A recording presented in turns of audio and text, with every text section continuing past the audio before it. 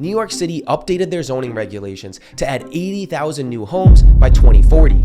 This time, New York isn't building massive residential towers, concentrating thousands of low-income families into a few city blocks, like they did in the 1940s, 50s, and 60s. The new plan, dubbed City of Yes, is to add a little more housing everywhere.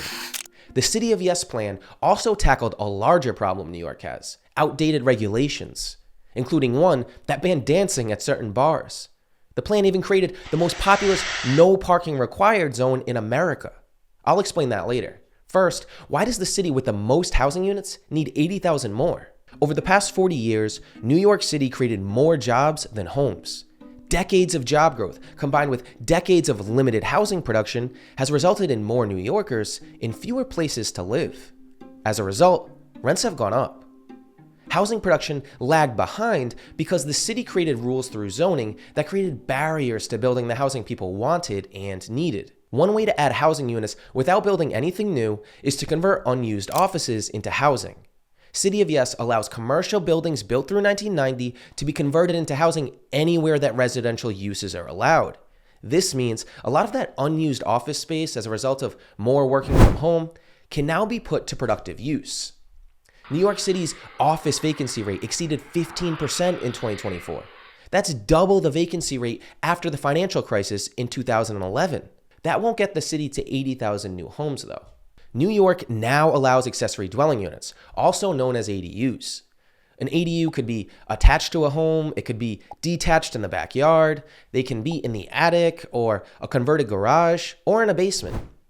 They're allowed in one-family homes and two-family homes, and the maximum size they can be is 800 square feet.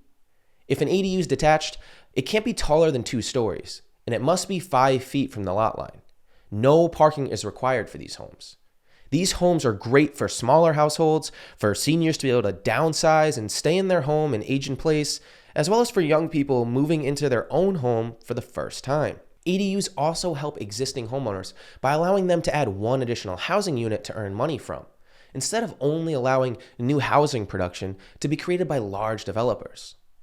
But tiny homes aren't going to get New York to 80,000 housing units either. To add housing to main streets throughout New York, the city is re-legalizing buildings with 2, 3, or 4 stories of housing above a commercial ground floor. These are the buildings you probably think of most when thinking about New York. They were built with the business on the first floor and multiple floors of housing above the businesses from the 1920s through the 1950s, until zoning regulations started prohibiting these from being built in the 1960s. These buildings sound nice, but what if there's no space to build a parking lot? Building new housing units typically requires building new parking spaces as well. Parking spaces take up valuable real estate in the city that could be used for a home. For example, 2 parking spaces take up the same square footage as an entire studio apartment. You could build parking underground, but that would cost you over $67,000 per space. To put the cost of building parking into perspective, for the cost of constructing 4 off-street parking spots, we could build an entire home. If New York City's parking requirements were applied to the Empire State Building today, 56 acres or 15 New York City blocks would need to be leveled just for parking. Because each borough in New York is unique, the parking mandate has 3 categories. No parking is required in the Manhattan core and Long Island City, called the Inner Transit Zone. This is the most populous no parking required zone in America, with over 2 million people. In the Outer Transit Zone, parking mandates are reduced. Beyond the Outer Transit Zone, off-street parking mandates remain, but certain buildings are exempt if they're on a main street. Speaking of transit, property near subway stops might see changes too. 80,000 housing units is a lot, so to minimize impacts on traffic, adding housing near public transit is critical, and it makes the most sense. Remember how I said the City of Yes's slogan is "a little more everywhere"? Well, this change adds a little bit of housing to the low-density neighborhoods of New York. The city created a transit-oriented development zone that permits more housing, but limits the production to 3, 4, or 5-story apartment buildings. And they have to be next to transit.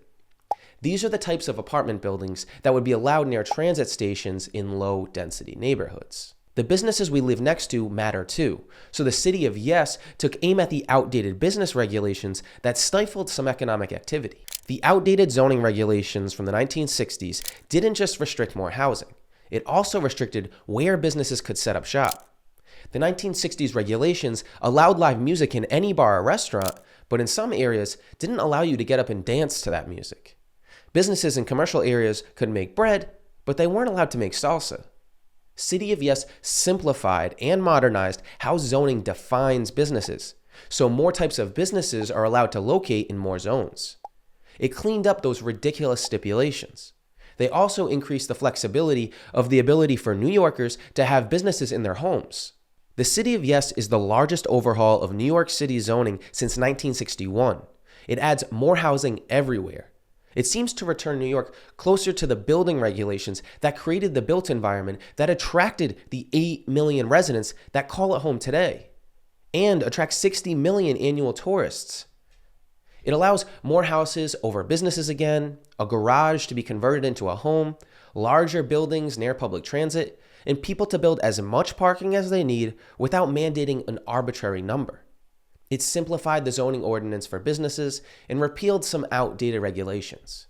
Do you think these strategies will get New York to 80,000 more housing units by 2040? If you're interested in cities, economics, or planning, subscribe for more videos.